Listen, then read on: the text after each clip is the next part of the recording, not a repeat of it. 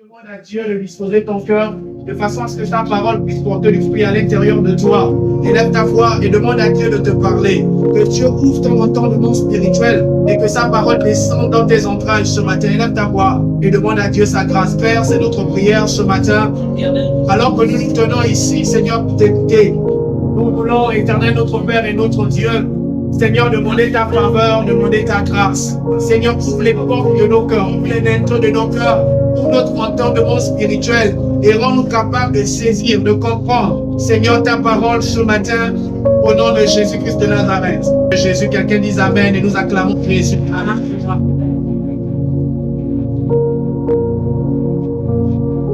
Alléluia. Nous nous assoyons dans la présence du Seigneur ce matin. Que la paix et la grâce de notre Dieu soient notre partage dans ce jour. Quelqu'un me donne un bon Amen. Alléluia. Alors tu vas te tourner vers le voisin du derrière. Tu vas dire bienvenue au centre de vie abondante. Nous sommes une église où la vie de Dieu transforme des destinées. Si le voisin du derrière t'intimide, regarde le voisin de gauche et de droite. Dis je suis heureux de te voir ce matin. Bienvenue au centre de vie abondante. Alléluia. Alléluia. Ce matin, le Seigneur va nous bénir, le Seigneur va nous faire grâce au travers de sa parole. Assurément, certains l'ont vu durant la semaine sur des statuts. Au mois de décembre, le Seigneur m'avait mis à cœur d'enseigner cette année 2024, de commencer une série d'enseignements sur le service. Sur le service. Et ce matin, j'aimerais donner le titre de la série d'enseignements que nous allons entamer à partir de ce dimanche et peut-être sur 4 à 5 dimanches, selon que le Seigneur va nous conduire. Elle est intitulée, pour ceux qui notent, Servir Dieu, 2 points, principes et exigences. Servir Dieu, 2 points, principes et exigences. Quelqu'un est là ce matin? On dirait qu'il n'y a qu'une seule personne présente. Est-ce qu'il y a des gens dans la salle? Amen. Alléluia. Amen. Et le sous-thème que nous voulons aborder ce matin, le premier sous-thème est intitulé 7 principes liés au service pour Dieu. 7 principes liés au service pour Dieu. Je reprends une dernière fois. 7 principes liés au service pour Dieu. Amen. Alors nous voulons ouvrir nos Bibles. Nous allons nous tenir debout pour faire la première lecture. Nous sommes dans Exode chapitre 7. Exode chapitre 7, nous allons nous balader dans deux portions des Écritures. Exode chapitre 7, nous allons considérer le verset 16.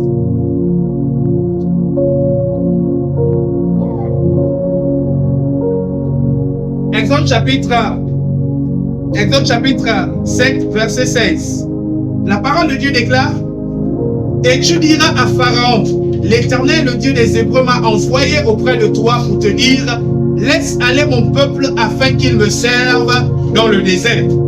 Et voici, jusqu'à présent, tu n'as point écouté. Amen. Alléluia. Amen. Je ne veux pas prêcher seul ce matin, je veux que tu m'aides à prêcher, je veux que tu m'encourages. Alléluia. Amen. Josué chapitre 24. Josué chapitre 24, nous allons d'abord lire le verset 1 à 2 et ensuite nous allons aller lire le verset 14 à 19. Josué chapitre 24, verset 1, la Bible dit: Josué assembla toutes les tribus d'Israël à Sichem, et il convoqua les anciens d'Israël, ses chefs, ses juges et ses officiers, et ils se présentèrent devant Dieu. Josué dit à tout le peuple: Ainsi parle l'Éternel, le Dieu d'Israël.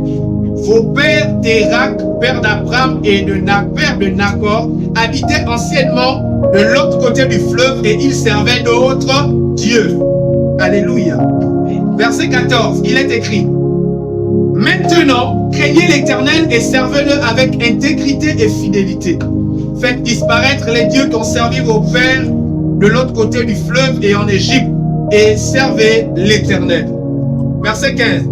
Et si vous ne trouvez pas bon de servir l'Éternel, choisissez aujourd'hui qui vous voulez servir, ou les dieux que servaient vos pères au-delà du fleuve, ou les dieux des Amoréens dans le pays desquels vous habitez. Moi et ma maison, nous servirons l'Éternel. Est-ce qu'on peut lire cette partie ensemble? Moi et ma maison, nous servirons l'Éternel. Verset 16. Le peuple répondit et dit: Loin de nous la pensée d'abandonner l'Éternel, et de servir notre Dieu. Car l'Éternel est notre Dieu, c'est lui qui nous a fait sortir du pays d'Égypte, de la maison de servitude, nous et nos pères. C'est lui qui a opéré sous nos yeux ces grands prodiges et qui nous a gardés pendant toute la route que nous avons suivie et parmi tous les peuples au milieu desquels nous avons passé. Verset 18. Il a chassé devant nous tous les peuples et les Amoréens qui habitaient ce pays. Nous aussi, nous servirons l'Éternel car il est notre Dieu. Verset 19, il dit, vous n'aurez pas la force de servir l'Éternel, car c'est un Dieu saint, c'est un Dieu jaloux. Il ne pardonnera point vos transgressions et vos péchés. Que Dieu bénisse sa parole, on peut se rasseoir. Alléluia. 7 principes liés au service pour Dieu. 7 principes liés au service pour Dieu. 7 principes liés au service pour Dieu. Avant de rentrer dans mon message, avant de bien commencer mon propos en rapport avec 7 principes liés au service de Dieu, permettez-moi de donner quelques définitions ce matin sur ce qu'est servir Dieu. La première définition que j'ai trouvée dans mes temps de méditation, c'est que servir Dieu, c'est participer à l'exécution et à l'avancement du plan de Dieu. C'est-à-dire que Dieu a un plan et lorsque toi tu décides de participer à l'exécution et à l'avancement de son plan, on dit que tu es en train de servir Dieu. Quelqu'un avec moi ce matin? Quand quelqu'un répond par exemple aux besoins d'un frère, d'une sœur ou d'une communauté, on dit que cette personne est en train de servir Dieu. Alléluia. Mais nous voulons également dire que servir Dieu, c'est servir quelqu'un, c'est l'alléger par rapport à une tâche ou un fardeau qu'il avait. Lorsque quelqu'un a un fardeau, on veut l'alléger, on vient, on l'aide. On va dire que nous sommes en train de servir cette personne. Quelqu'un est là avec moi ce matin. Donc nous disons que servir, c'est aussi alléger quelqu'un par rapport à une tâche, par rapport à un fardeau. Dans le cœur de Dieu, il y a un fardeau. Le fardeau qui est dans le cœur de Dieu, c'est que tous les peuples parviennent à la connaissance de la vérité. Ça veut dire que lorsque toi tu prends position pour faire connaître la vérité de Dieu, tu es en train de servir Dieu. Quelqu'un avec moi ce matin?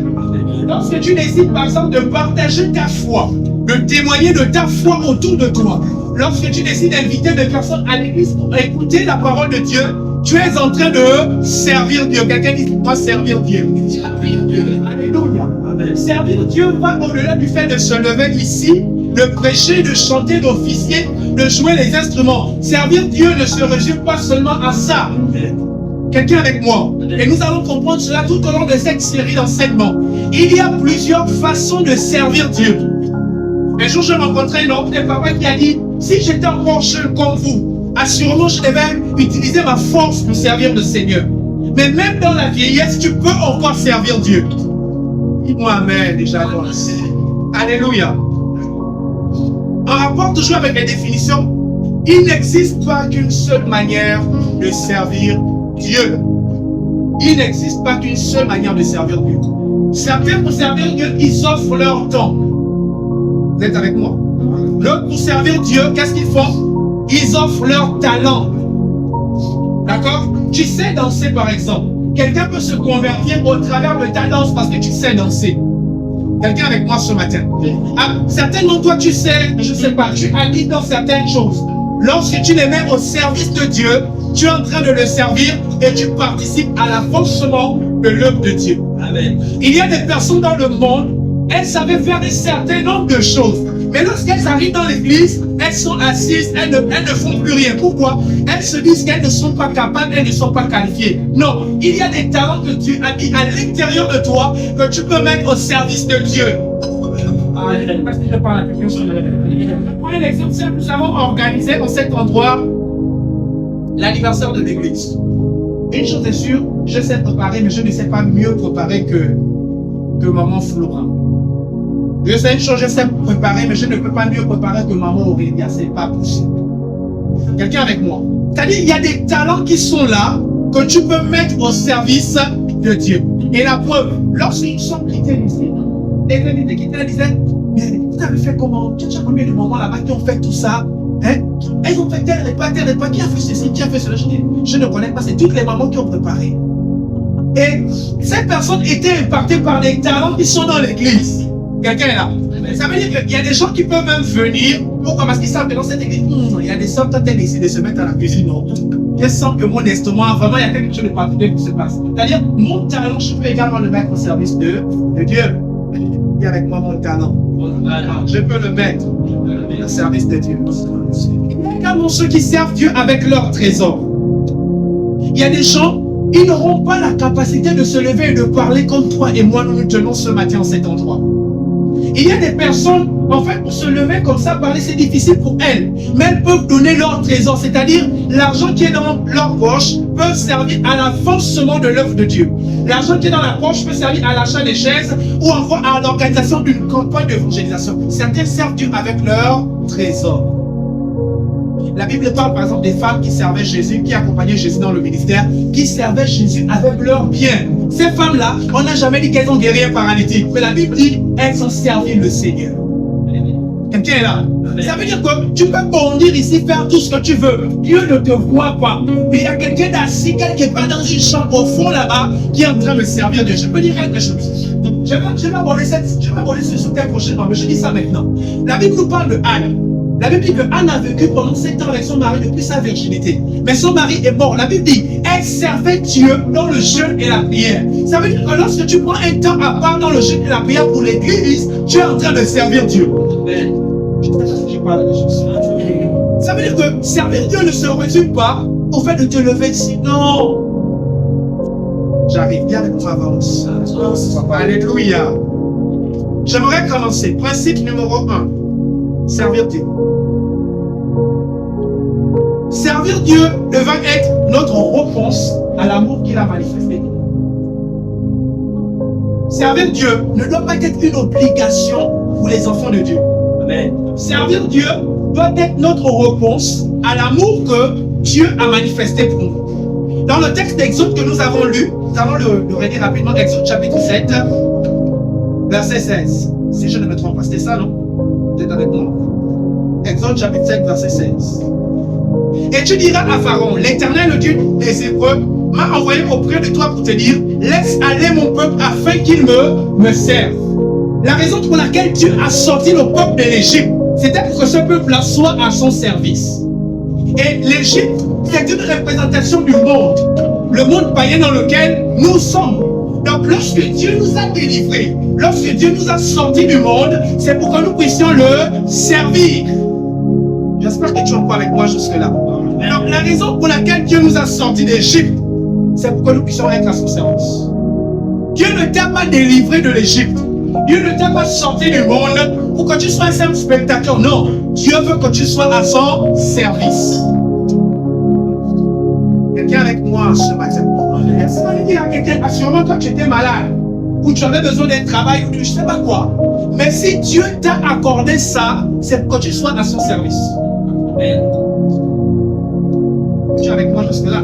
Amen. Si Dieu te bénit, si Dieu t'a donné un travail, un mari, une femme, en fait, c'est pas pour que tu l'abandonnes. Vous savez, il y a des gens, avant la bénédiction, ils sont là dans l'église, ils prient, ils jeûnent, ils soulèvent les chefs, ils arrangent.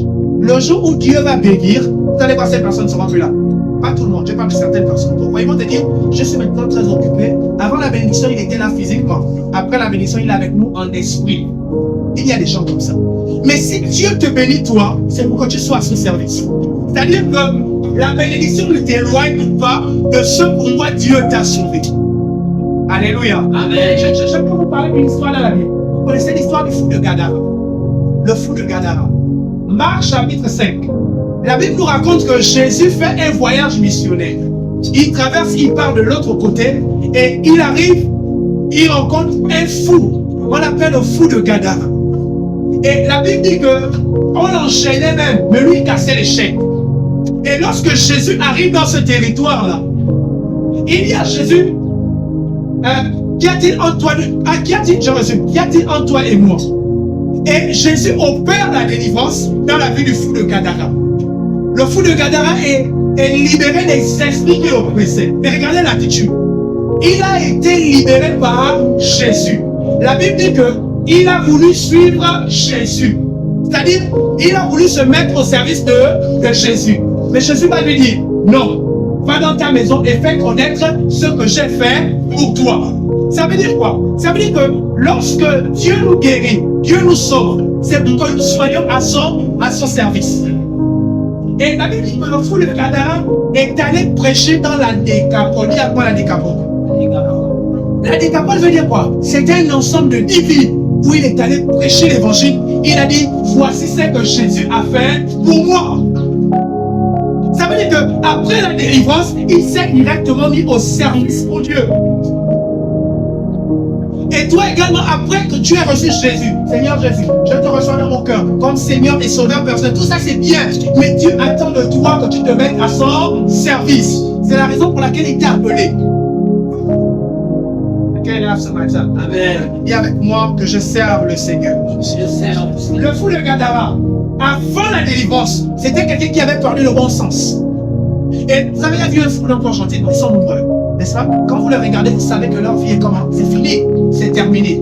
Il n'y a plus d'espoir. Vous pouvez imaginer que le fou là-bas s'est marié un jour. Vous pouvez imaginer que le fou là-bas est dans une entreprise, il sera chef. Vous pouvez imaginer ça un instant. Que c'est terminé. Mais quand Jésus entre dans la vie des hommes, il change la configuration spirituelle de sa vie.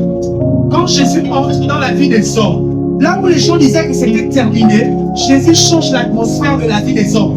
Et lorsque Jésus le fait, Jésus attend de toi que tu sois à son service. C'est tout. Lorsque vous voyez des gens qu'on supplie pour servir Dieu dans l'église, c'est des personnes qui ne réalisent pas ce que Dieu a fait pour elles. Vous êtes avec moi jusque-là, non? Ça va un peu? On peut encore avancer? Alléluia. Amen. Donc, servir Dieu a été la réponse du fou de Gadara à l'amour de Dieu.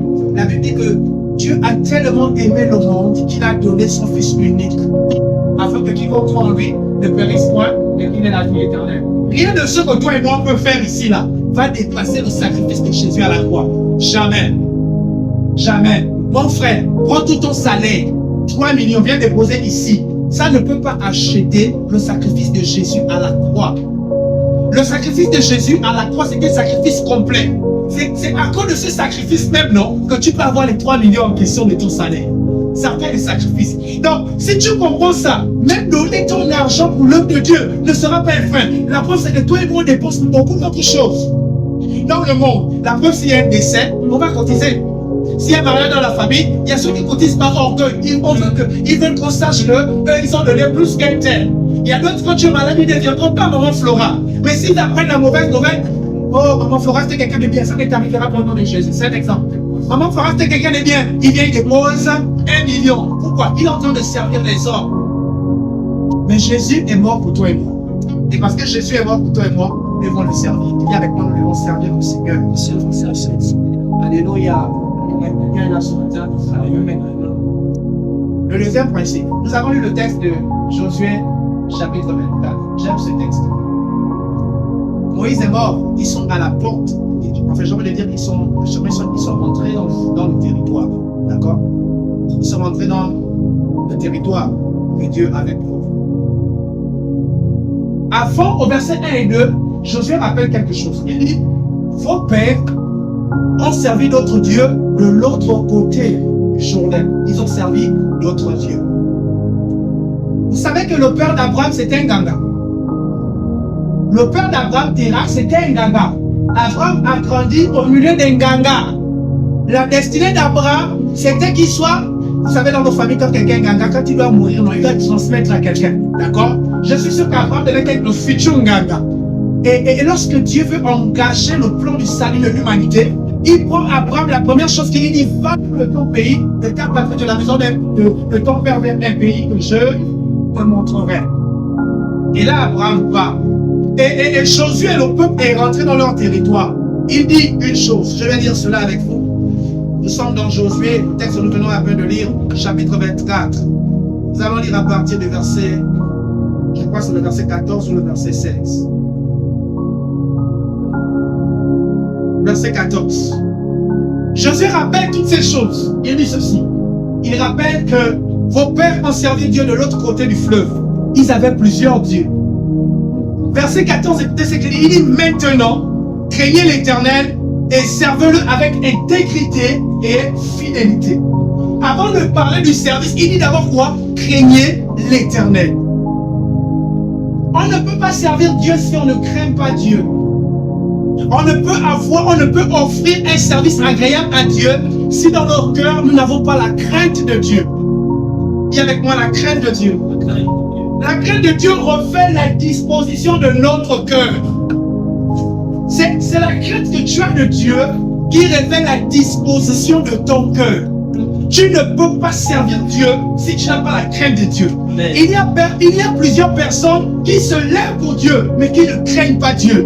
Voilà pourquoi il peut se lever ici. Il vit une mauvaise vie. Ça ne dérange pas. Il n'a pas la crainte de Dieu dedans de lui.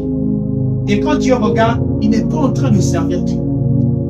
Parce qu'il dit maintenant, craignez d'abord l'Éternel, ensuite servez-le avec intégrité et fidélité. Dis avec moi intégrité. Fidélité. Vous savez, je n'ai pas envie de dire ça ce matin, mais je vais quand même le dire. En fait, tu vas servir Dieu en servant les autres. Parce que Dieu passe également par ton frère qui est devant toi. On sert Dieu en servant les autres. Le problème avec nous les humains, c'est que quand on sert dans la maison de Dieu, automatiquement, on a envie d'attendre un retour positif. On a envie de recevoir des remerciements de la part de celui à qui j'ai rendu ministère dans l'église. C'est la raison pour laquelle, si par exemple, tu arrives un matin, tu décides d'acheter l'esprit pour mettre ici, le jour où le responsable de l'église n'est pas venu te voir parce que tu as eu un malheur, tu vas te refroidir, tu ne vas plus venir à l'église. Pourquoi? Tu attends un retour par rapport à ce que tu fais dans la maison de Dieu. Sauf que ce que tu fais, c'est pour Dieu, c'est pas pour les autres. Amen. Et ça va s'y parler à quelqu'un. Amen. Alléluia. Je vous raconte une histoire. Je suis à Franceville. Nous servons le Seigneur dans une annexe comme celle-là. Il y a un premier responsable, il y a un ancien qui gère l'église. Je ne sais pas pourquoi j'avais un souci de l'avancement de l'œuvre de Dieu. Voilà pourquoi quand je vois certaines personnes qui sont tièdes, fades pour le service de Dieu, moi ça m'étonne. Parce que quand je réalise d'où je viens pendant l'anniversaire, quand j'ai versé mes larmes ici devant ma mère, je sais d'où je reviens. Je sais où j'ai grandi. Et quand je pense à l'amour de Dieu, ce que Dieu a fait, je ne peux ménager aucun effort pour l'avancement de l'œuvre de Dieu. Et je me souviens ce jour-là, on était dans une annexe, on avait beaucoup de chaises en plastique. Et moi, j'avais un souci dans mon cœur. J'ai dit, mais c'est la maison de Dieu, il faut qu'on arrange l'environnement. Ça doit être bien, c'est la maison de Dieu. Il ne faudrait pas qu'on voie l'église comme un endroit où il y a des gens qui ont raté leur vie. Parce que c'est comme ça que les gens du dehors regardent l'église. L'église, oh, c'est pour ça qu'ils ont raté leur vie. Donc, si on te voit là en train de faire la sécurité, oh, hein? Leurs pères, ils sont devenus pasteurs parce que c'était tellement dur dans la vie, il faut qu'il aille marcher les dîmes et les offrandes. Ça n'a pas ton témoignage. Au nom de Jésus. Et puis, je servais le Seigneur. Je travaillais à un endroit, me payait 100 000 francs. Mais j'avais dit à Dieu, Seigneur, moi, on me paye pendant cette église. Je n'ai même pas besoin qu'on me paye, mais je sais où tu m'as pris. Et j'avais dit au responsable, papa, nous allons acheter les chefs véhicules de l'église.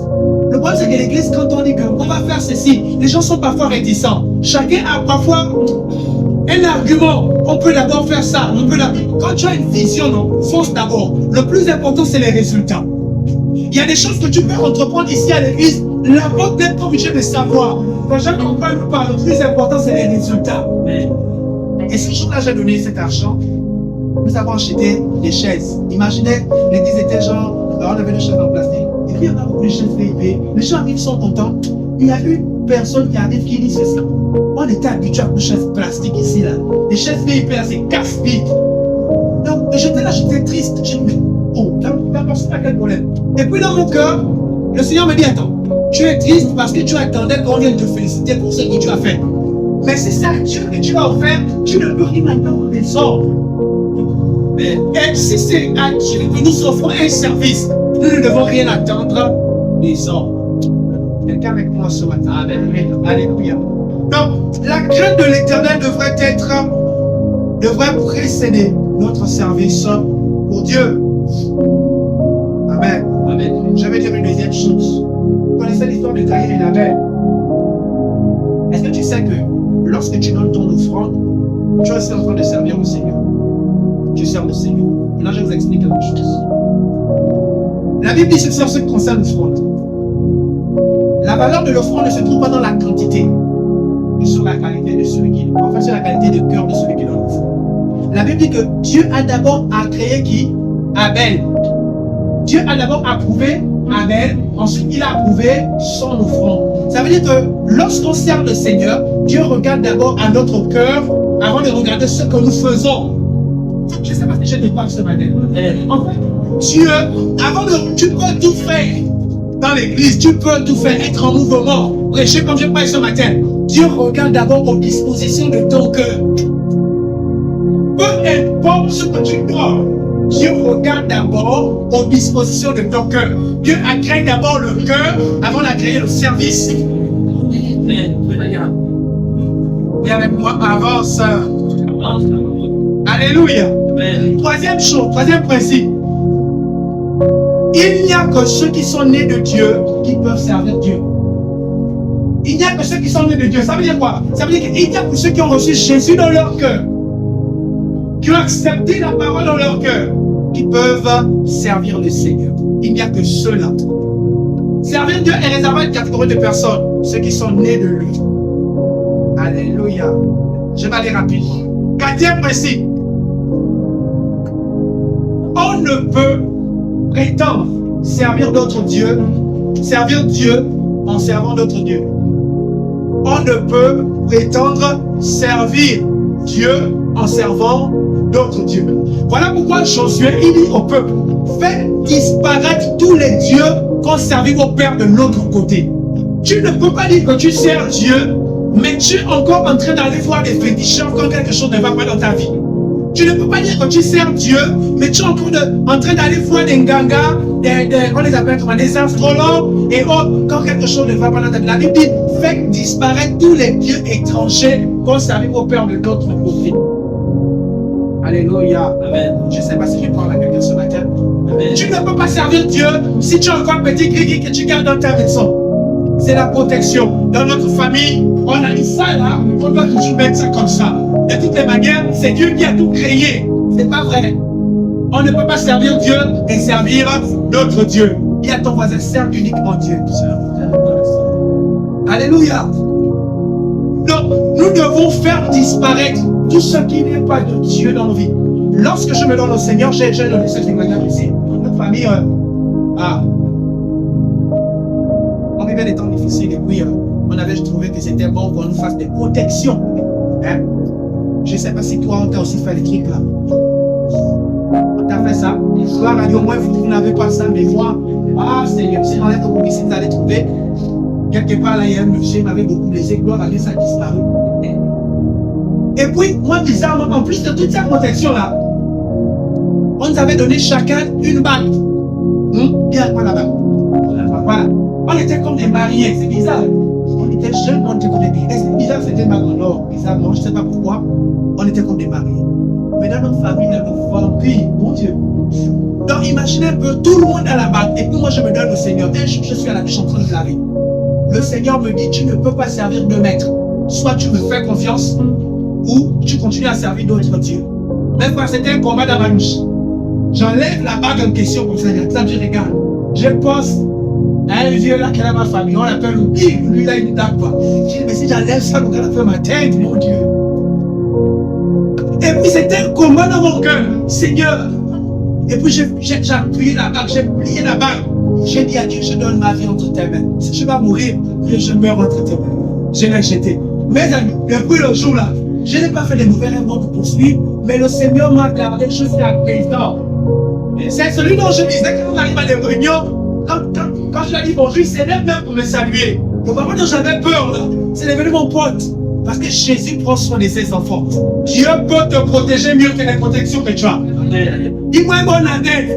Dieu peut te protéger mieux que ce que nos parents nous donnent. Alléluia. Dieu nous garde. Dieu nous protège. Ok. Tu es parti de chez toi. Tu es arrivé ici. Vous avez vu sur le pont là, il y a une planche qui est cassée, non? C'est quelqu'un qui a marché un matin. Paf, ça s'est cassé. Il pouvait se casser le pied. Qui l'a gardé? C'est Dieu. Et toi, tu es passé ce matin, rien ne s'est passé. Tu sais ce qu'on a prévu pour toi sur ce pont ce matin, tu ne sais pas. Il y a Dieu qui t'a gardé. En semaine, tu es allé au travail, tu as pris le taxi, tu as tout pris. Qui t'a gardé? C'est Dieu qui t'a gardé, qui t'a préservé sur le chemin. Tu n'as pas besoin d'une protection. Jésus est la seule protection. Quelqu'un est là avec moi ce matin. La Bible dit, nul ne peut servir de maître. Nul ne peut servir de maître. On ne peut pas servir Dieu en conservant notre ancienne manière de vivre. Tu ne peux pas dire que tu sers Dieu, mais en fait, quand on parle de Dieu, il ne s'agit pas que des protections et autres. Hein? Il y a plusieurs dieux dans notre vie. Quelqu'un peut avoir pour Dieu les femmes. C'est-à-dire, il aime tellement ça que malgré le temps qu'il est dans l'église, ça ne fait rien. Il vit sa vie de oui, il n'y a pas de problème. Donc c'est nos folles, c'est-à-dire nos mensonges, l'hypocrisie. Ils peuvent vivre ça, étant dans l'église, ça ne fait rien. Mais la Bible dit, faites disparaître tous les dieux qui ont servi vos pères. Lorsqu'on arrive dans le Seigneur, on doit servir Dieu avec une conscience pure. Quelqu'un avec moi ce matin. Cinquième principe, je m'en vais vers la fin de mon message. Dieu voudrait qu'on le serve en y mettant de la manière. Lorsqu'on sert Dieu, Dieu veut qu'on le serve en mettant de la manière. Qu'est-ce que ça veut dire? 1 Corinthiens chapitre 15 verset 58. Écoutez ce que la Bible dit.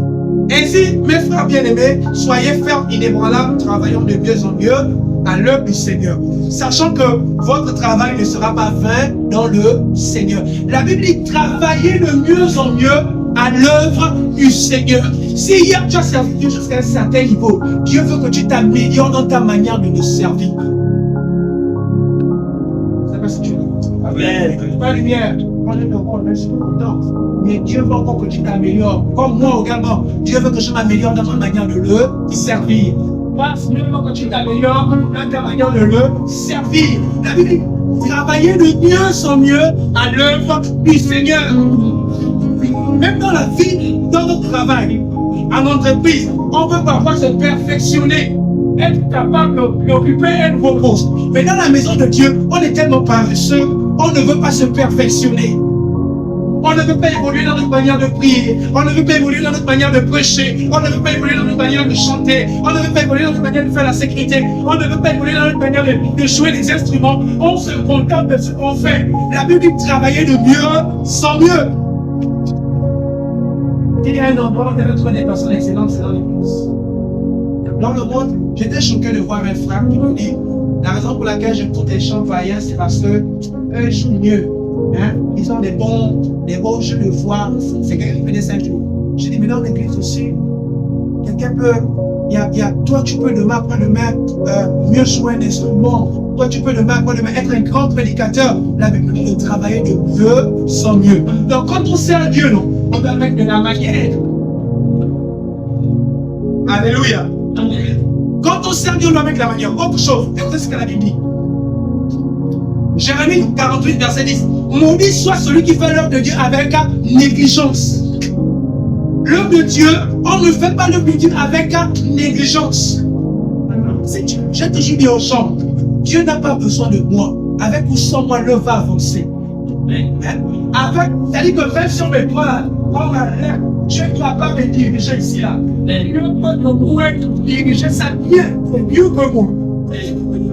Donc, quand vous voyez des personnes qui servent Dieu avec nonchalance, avec négligence, sans aucun souci, la Bible dit, maudit soit celui qui sert Dieu avec négligence. Est-ce que tu sais que le fait que tu sois là ce matin assis comme ça, tu es en train de servir Dieu? C'est bizarre. Venir en sa présence, je parlerai d'ici là de servir Dieu pour servir la maison de Dieu. Vous comprendrez que la priorité avec Dieu, c'est la relation avant le service. Dieu veut d'abord la relation avant le service.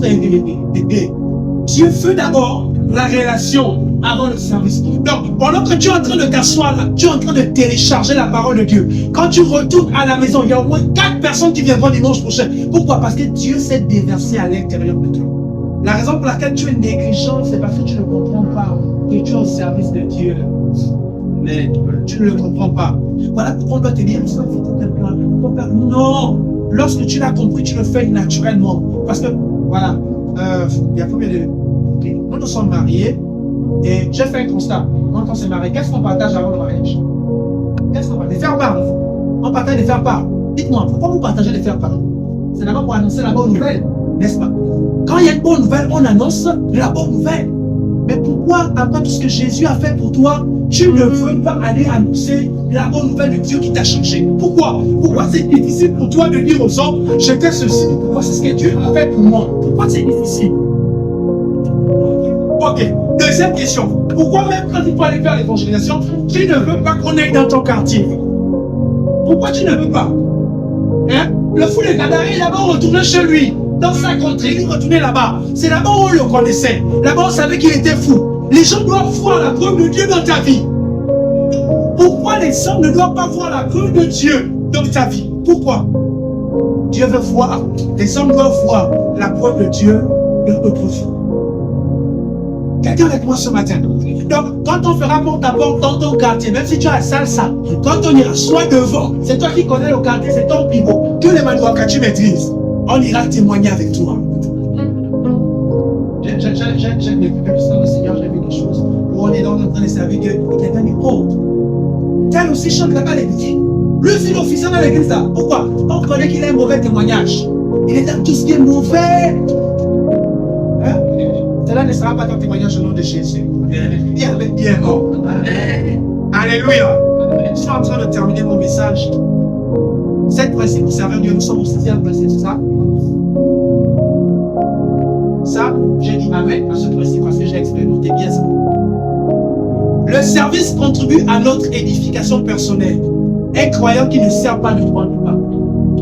Le service pour Dieu participe à notre édification personnelle. Il a beau cela pour le service pour Dieu participe à mon édification personnelle. Lorsque tu te mets au service de Dieu, tu es en train de grandir dans ta foi. Lorsqu'on te confie une responsabilité, aussi petite soit-elle, ça va te permettre de grandir dans ta foi. Je parle des là. Nous étions tous membres à l'église Alliance chrétienne de Bac Aviation. Bizarrement, moi je suis un croyant. Quand je me suis converti, après 6 mois, on me propose comme compagnon d'œuvre. Je ne suis même pas baptisé. J'avais un zèle, j'avais une passion pour Dieu là. Quand on me propose, je suis en plein pour le matériel. Le conseil des responsables de jeunes se réunissent pour dire il n'est pas encore baptisé, on doit encore attendre. On me met quand même là.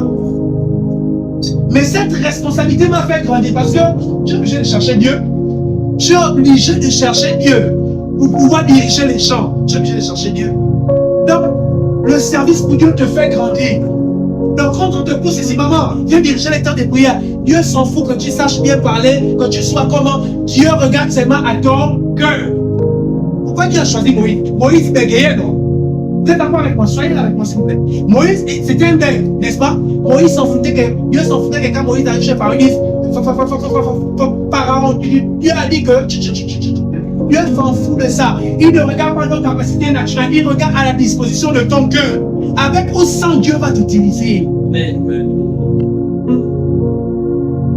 J'avance pour conclure. C'était un principe.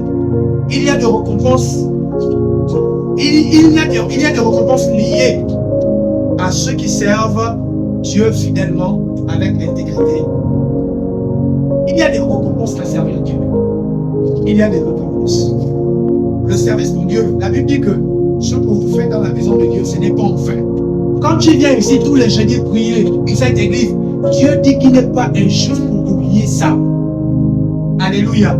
Dieu n'est pas injuste. Colossiens chapitre 3, verset 23-24. Tout ce que vous faites, faites-le de bon cœur, comme pour le Seigneur, et non pas pour les hommes, sachant que vous recevrez du Seigneur l'héritage pour récompense. Servez Christ le Seigneur.